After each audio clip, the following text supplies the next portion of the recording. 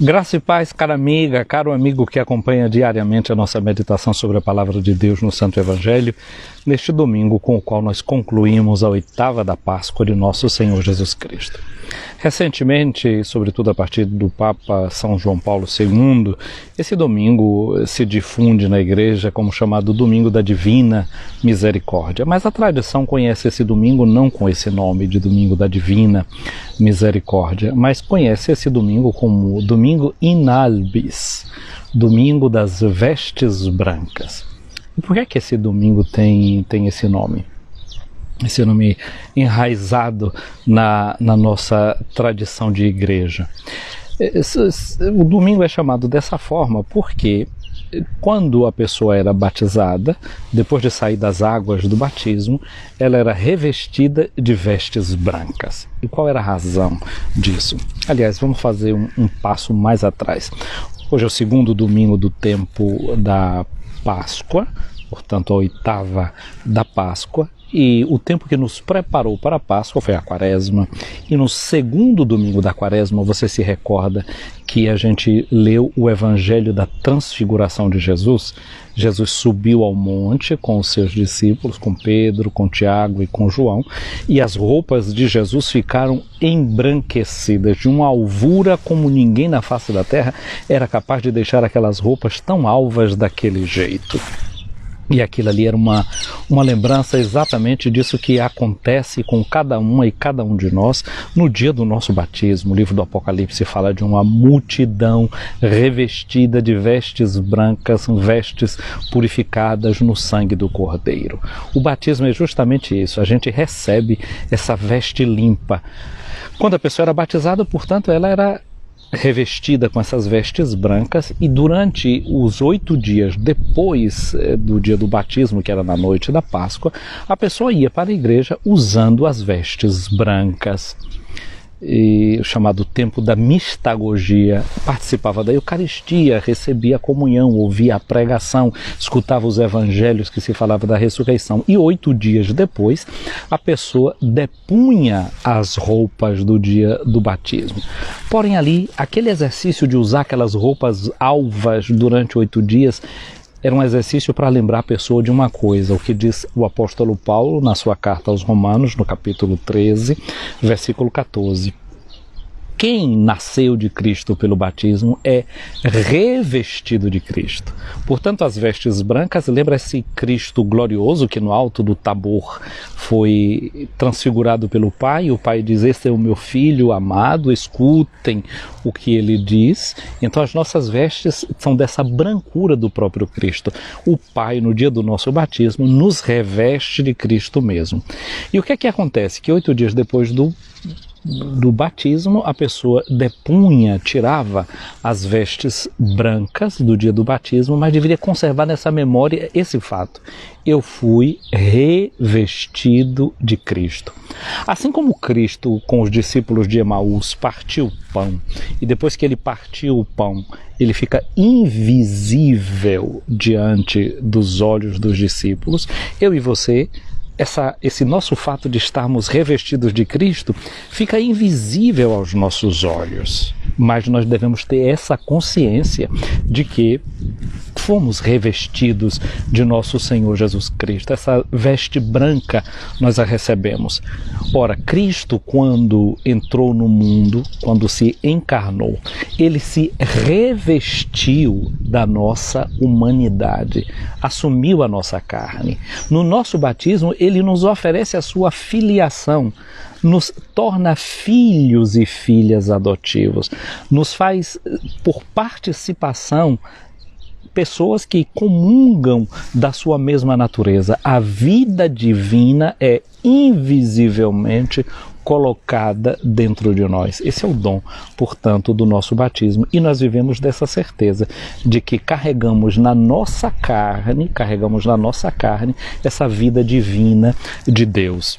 E formamos então, entre nós todos que recebemos o dom do batismo, um único corpo e um só espírito. A primeira leitura de hoje do livro dos Atos dos Apóstolos fala justamente disso, dos primeiros cristãos, que eles formam uma realidade de comunhão que eles são, como diz a palavra dos Atos dos Apóstolos, um coração só e uma alma só. Formam um corpo novo, um corpo espiritual. Esse corpo de Cristo que hoje nós contemplamos no Evangelho de São João, no capítulo 20, não é, que conta para nós a história do que aconteceu 8 dias depois da ressurreição de Jesus. No dia que Jesus ressuscitou, ao entardecer daquele dia, Jesus, quando os discípulos estavam trancados no cenáculo, com a porta fechada por causa do medo que eles tinham dos judeus, com as portas fechadas, Jesus entrou.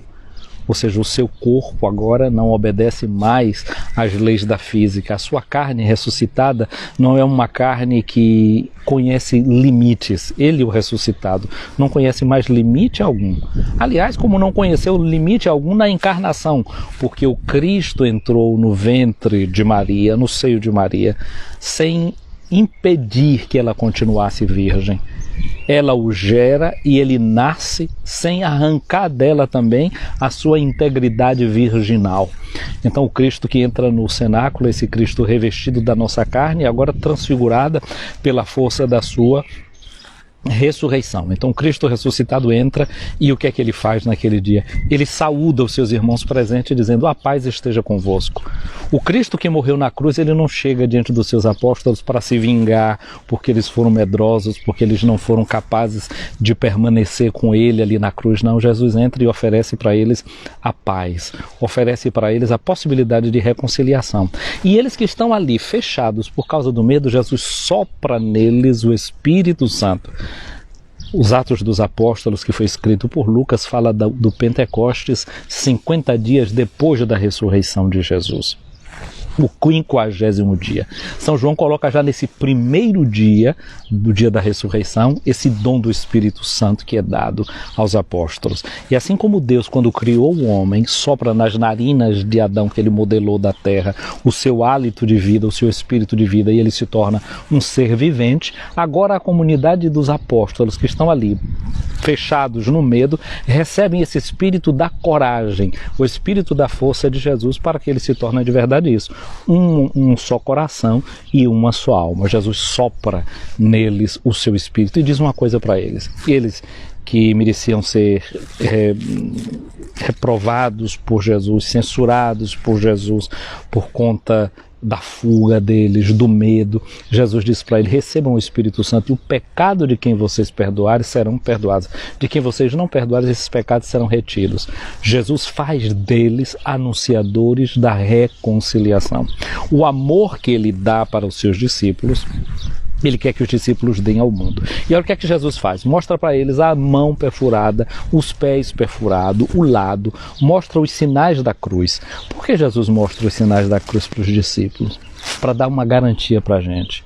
Jesus disse lá no Evangelho de João, no capítulo 3, na conversa com Nicodemos: o Pai amou tanto o mundo, Deus amou tanto o mundo, que deu o seu Filho para que todo aquele que nele crê não pereça, mas tenha a vida eterna. Então aquelas marcas do cravo são as marcas do amor de Deus por nós, esse amor grande de Deus por nós, para que a gente possa ter confiança. Por isso que esse domingo, então agora também chamado de Domingo da Misericórdia, para a gente ter certeza que tem uma misericórdia que envolve a gente, que abraça a gente, que nos ama, que nos perdoa, que nos refaz, que refaz as nossas forças e nos põe para caminhar. Muito bem, estava tudo muito certo até ali, só que estava faltando um dentre eles. Os 11 não estavam completos, faltava Tomé. Tomé é uma palavra que na língua hebraica significa gêmeo, então se diz em grego dídimo, gêmeo, na nossa língua. Tomé não estava. E quando contaram para Tomé isso, Tomé disse: eu não acredito não, eu só acredito se eu vir as marcas do prego, se eu vir o sinal do lado dele, aí agora eu irei acreditar. É interessante que o nome dele é Tomé, gêmeo, quase como que dizendo para a gente que a fé, ela é um pouquinho gêmea também da incredulidade. Parece que as duas coisas vão caminhando junto. A incredulidade desafia a fé e a fé desafia a incredulidade. E o que foi que aconteceu? 8 dias depois, aí o sentido da oitava da Páscoa, 8 dias depois, Jesus vai até a comunidade de novo e agora se apresenta diante da incredulidade de Tomé e diz para ele, chega, de novo saúda a todos desejando a paz e diz para Tomé, tá bom Tomé, aqui estão os sinais que você queria ver. E quando Tomé vê os sinais dos cravos, ele grita, meu Senhor e meu Deus. A sua incredulidade foi transformada em fé, em um ato de fé. E Jesus diz para ele, Tomé, você está vendo porque acreditou. Bem-aventurados aqueles que acreditam sem ter visto. Nós também somos gêmeos de Tomé. Nós somos como ele, irmãos na fé, e irmãos também na incredulidade, irmão nos nossos limites da nossa caminhada. E nós podemos ser felizes se acreditarmos. E hoje o que Jesus quer é justamente isso, desafiar a nossa incredulidade, mas dar ao nosso coração a felicidade de poder acreditar. Esse domingo de hoje, portanto, é um domingo no qual nós renovamos a nossa profissão de fé, queremos renovar a nossa profissão de amor. Queremos agradecer a Jesus porque ele veio, não é? Tomé agora para nós, não é que Tomé é modelo de quem não acredita. Agora para nós, Tomé é modelo de quem faz uma profissão de fé. E essa profissão de fé fez de Tomé missionário. Ele deixou também a sua terra como os outros apóstolos. Ele é o apóstolo que, diz a tradição, que levou o evangelho de Cristo até a Índia, ao mais extremo daquilo que se conhecia no mundo antigo. A fé fez com que Tomé se movesse, com que Tomé partisse em missão. Hoje queremos agradecer ao Senhor isso, o dom da sua fé, que Ele planta em nosso coração. Concluamos esse domingo de hoje, esse domingo in albis, esse domingo das vestes brancas, este domingo em que nós recordamos que os batizados depõem as suas vestes materiais para viver dessa certeza espiritual que estão revestidas, que estamos revestidos do próprio Cristo Jesus. Que nós não deponhamos as vestes da nossa fé, que sempre com ela nós possamos caminhar nas estradas do mundo, dando o nosso testemunho. Sobretudo esse testemunho belíssimo, como vemos na primeira leitura de hoje.